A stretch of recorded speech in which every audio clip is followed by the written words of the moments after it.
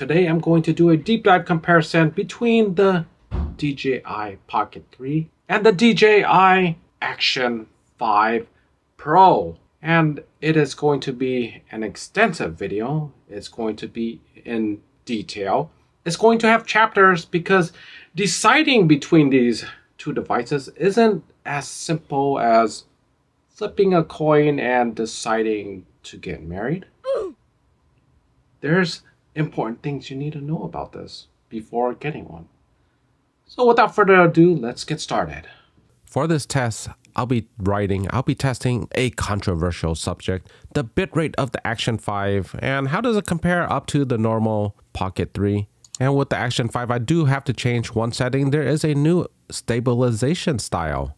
Daily and sport mode, I'll be using sport mode suitable for physical activities such as cycling, running, etc. to remove motion blur, so no janky manual manipulations, shutter speed hacks, etc. So the ride is going to be bumpy. I have both cameras mounted on me at the same time, and you just can't avoid the ground bumps, at least in my area.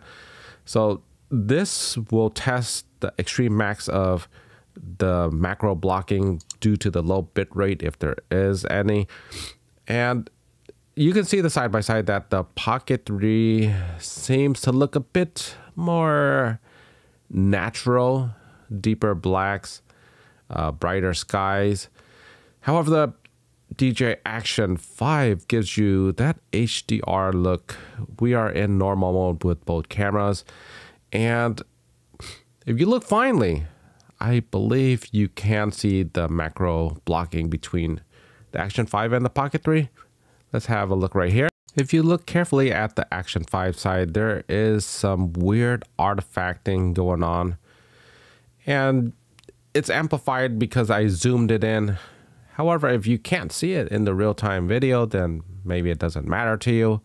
But you have to also keep in mind that the Action 5 is much wider. So there's going to be faster movement, and it really needs the higher bitrate if you want that perfect look, that is, because it's considered a pro camera. Another thing about the Action 5 is that the horizontal is off, and I know you can change this in the setting, but it adds friction to your shooting experience, and it doesn't look so bad even without it. And in my opinion, it looks fine as it is. And the big elephant in the room is that the Action 5 is super wide. My hands are in the frame, so it looks much better than the Pocket 3. And this is with the wide adapter lens, and with it you could barely get my hands in the frame, and without it you can forget about it. So maybe you want to know how these compare side by side for basic stabilized shots? Let's have a look. And as expected, the Action 5 is much wider. You don't need much space, and it seems to give a scene a faster type of movement, while the Pocket 3 is a much more normal, conventional type of look, and the movement is great there as well. As the horizon's perfectly locked. It seems a bit too perfect. How do these cameras handle the basic vlogging scenario? They should be both good, the Action 5 Pro and the Pocket 3. And the most largest difference is going to be the focal length. The Action 5 is ultra wide. The Pocket 3 is just a normal conventional wide, and it's wide enough that you can hand hold it comfortably. The wideness of the Action 5 has its perks. You can make space really fast. However, it also has its downside in that the image quality just isn't that great. There is no separation. You can see background blur with the Pocket 3. With the Action 5, everything is always in focus. It gives off the conventional action cam look all the time. And with the Pocket 3, you have a more large sensor look. Definitely. It's just a little bit more crisper, cleaner, and more natural looking. But what if the light is not so flattering? Here is a similar filming scenario, and this is during an overcast day. And in the past with action cameras, this isn't really low light. However, the light is a bit unflattering, and I think the Action 5 does a good job here, while the Pocket 3 does a good job pretty much all the time. And that was a bit unexpected. I didn't expect the Action 5 to look this good with this flat-ish type of light without much contrast. The Action 5 does okay in this scenario. So maybe I bring it to a more difficult scenario, a more darker scenario. So here it is in an increasingly more difficult scenario. How does it handle indoor lighting? And we start off with the Pocket 3, and as expected, a very conventional, very clean video. And the Action 5, wow, so much drama, so epically wide. And it is a bit scary taking action cams indoor because they're notorious for noisy footage. And if you're on a big screen, you can definitely detect the noise from the footage of the Action 5 compared to the Pocket 3. However, I think it's quite usable.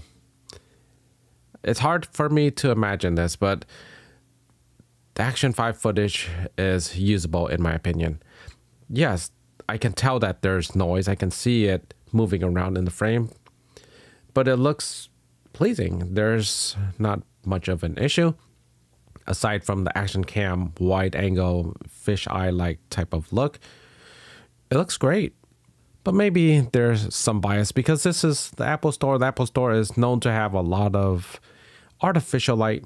So we'll have to move this test to even further indoor lower light to the food court. And on the way there, we're gonna see which camera handles better with motion and moderately low light. Here is the Pocket 3, and as expected, it works very well. There are not any motion blur artifacts or anything out of that nature. It is great. It's known to be great. And here's the Action 5 in the same scenario, and you can see it kind of struggles. There is a bit of noise here. It's more apparent. You can see more artifacting. And if you pay attention, you will see that there is some vibration issues going on. There is some jitters happening with these signs in the background. And that's the electronic stabilization kicking in compared to the gimbal of the Pocket 3, which does not have that issue. However, the Pocket 3 is not as wide either. The Action 5 is dramatically wide, which works very well for these walking style shots. So you have to decide between the clean look of the Pocket 3 compared to the very wide look of the Action 5. And this can somewhat be negated for the Pocket 3 with the ultra wide lens. However, when it comes to more static, slow motion type of shots, the Action 5 does quite well in this scenario. Sure, it's not as good as the Pocket 3. However, I think it still looks usable. And as long as there's not too much motion, I think it looks decent. And it is quite convenient having this small device, which nobody even notices. I've been wearing it the entire time and people are not staring at the Pocket 3 or the Action 5. They're just going on their merry way. It is quite a nice device to have, and that ultra wide look is kind of neat to have. And when you're looking at these smaller screens, it's easier to frame a shot in that you don't really have to determine how to frame your shot. Because the DJI Pocket 3 is a much more narrow focal length, even though 20 millimeters is plenty wide, you just need to be more careful when you're framing up your shots because it is quite a bit more narrow compared to the Action 5. And this can make a large difference in tight spaces because everything is going to be in frame, everything is going to be in focus, and you don't have to even worry about focus. And it's not something that I'm often worried when using the Pocket 3. I don't really worry about the focus being out of focus. However, it is something to consider when you have subjects that are very close in the frame. It can definitely get out of focus or get chopped off because of the narrow field of view. the larger sensor size, the larger aperture. It's better in low light. However, it does have some compromises. And that makes the Action 5 just a little bit easier to use in that you don't have to really think about where you're pointing the camera. You just point it in your general direction and it works out. Switching topics, I want to talk about the battery life of these two cameras. I started off the days of testing with both cameras charged to 100%. Filming was done off and on for several hours. I had both screens set to shut off in 3 seconds. And I want to say with DJI Pocket 3's latest firmware, it has a great wearable mode now, and it shuts off the screen in 5 seconds, even if you have the normal shooting modes with the screen on forever. And throughout the day, the Action 5 retained a whole lot more battery. It was at 75% compared to the Pocket 3's 47%. And that is a significant upgrade. However, there is a catch. There is a wrinkle, and that is the charging. I was able to charge the Pocket 3 at a faster rate than the Action 5. Maybe it's the different adapters. Both are very fast adapters. One is 100 watts, the other is a 65 watts. And they were neck and neck by the time the charging was done. There is a large difference when it comes to handling of these devices. The DJI Action 5 Pro is more intuitive. It's manual, it's natural. You won't see electronic style, robotic style movements. It doesn't have a mind of its own to make mistakes like a 35-year-old Karen. It is a bit basic, like an 18-year-old blonde, and that can be a good thing. The movements are predictable, they are natural, they are from your own thoughts and mind control. The device itself doesn't have much of a boot time. You just hit the record button and it can start going, compared to a Windows-like slow startup of the DJI Pocket 3. But being a robot-like device, the DJI Pocket 3 has its own perks. You can just simply set the device down and point in the direction you want, and so it acts like a tripod. You don't need an actual tripod. You don't need anything to tilt the camera because the head itself can tilt up and down. And because it can move up and down, that means that it is also a moving device. It is fragile compared to the Action 5. The Action 5, you can drop it without too much worry. You can damage the lens and get another one. With the Pocket 3, not so much. If this thing falls to the ground, if you damage the lens, there's a good chance that you'll find your face deep inside of a pillow weeping. This is a device where you cannot be clumsy. You need to have very clear intentions while using it. And that might be a burden mentally. However, you do get rewarded with a massive sensor size, a fast aperture lens, incredible low light abilities, and incredible tracking abilities. The tracking of the Action 5 is just a crop. The Pocket 3 can legitimately move around and track you so you don't lose the image quality because you'll be recording at 4K the entire time. And the elephant in the room when it comes to these devices are the accessories. Yes, the Action 5 Pro is just dead simple to use. You can see that it has a mounting plate on the bottom, so it can just magnetically mount to something like this. All right, this is a clip magnetic on the back. It is so simple to use. Let me back up just a little bit.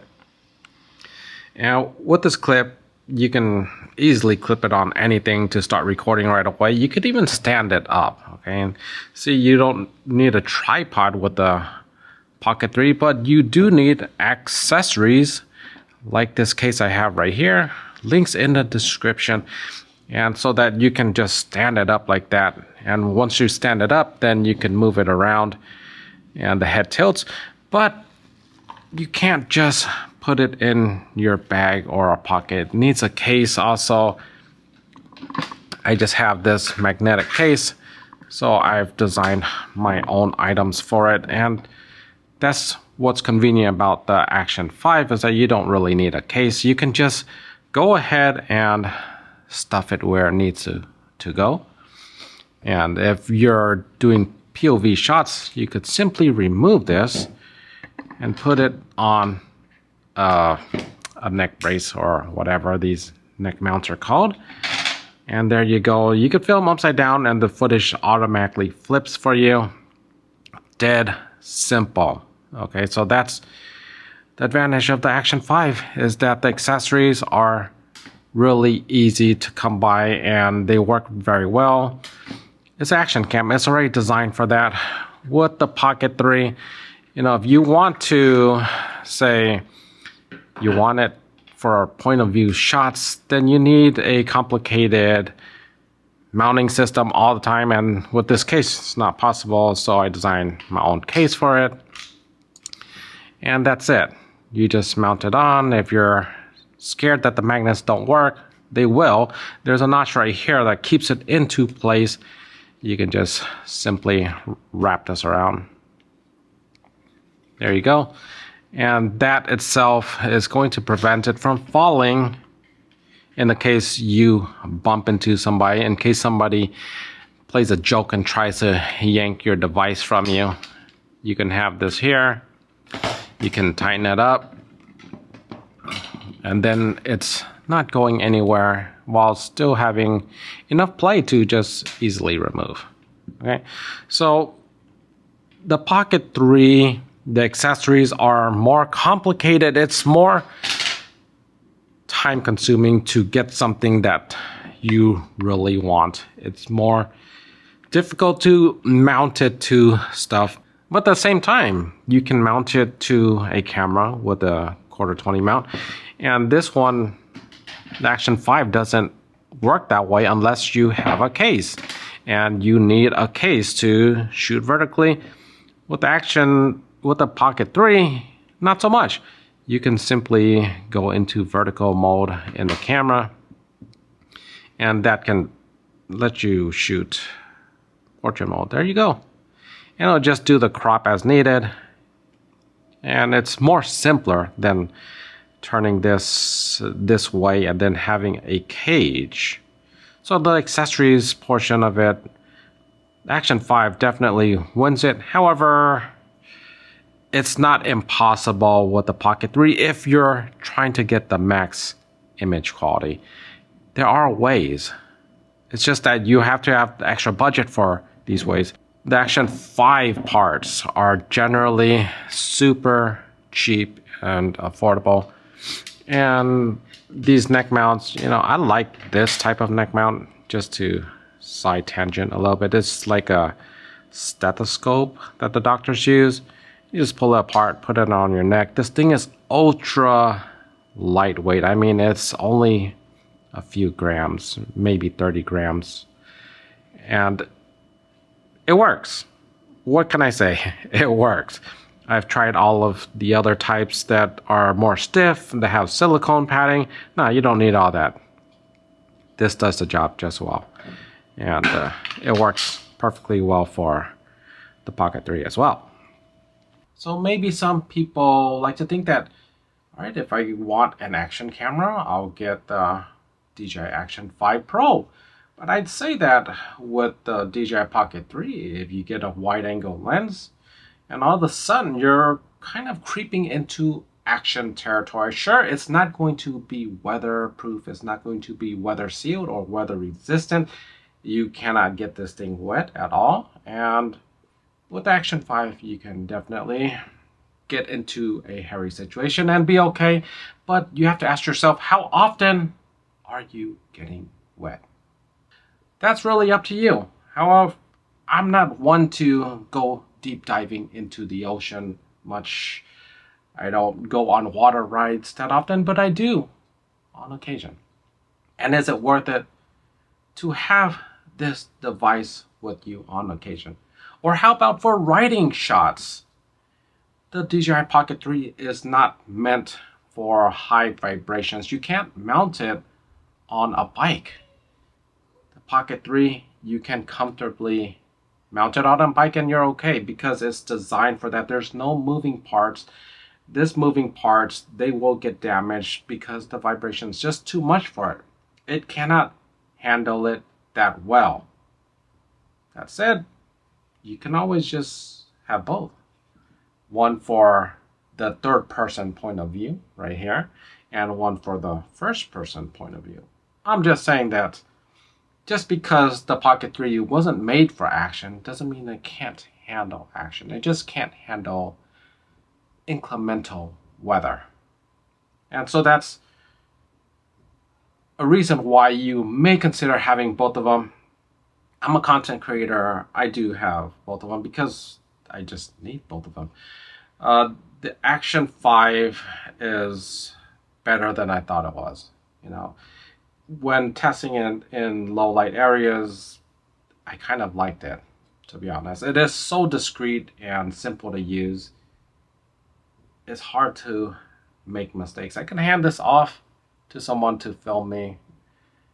While this thing, the Pocket 3, I'm not so comfortable just handling this off to even my wife to just record me because maybe it's not pointed the right way.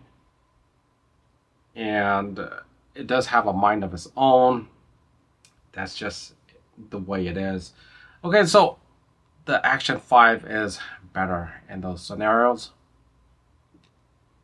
And so that comes down to which would you choose? For travel, for everyday life?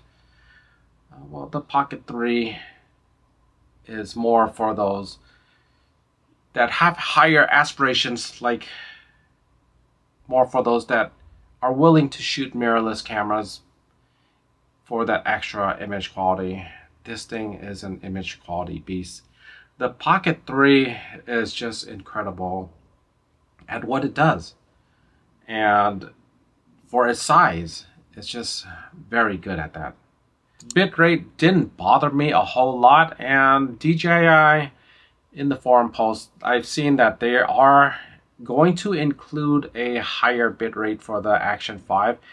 And at the same time, I kind of want a lower bitrate for the Pocket 3. These file sizes don't have to be that large because the Pocket 3, you're not going to go through as fast as the motion because of the focal length. It's not as wide, so stuff goes in and out of the frame not as quickly. So maybe you can swap out the bit rate for a lower bit rate and have more space on the drive and more time filming. And one thing I forget to mention is that the internal hard drive space of the Pocket 5 is extremely handy. It's only a small 43 gigabytes. And it works. It gives you a few hours of recording. And I still haven't got another SD card.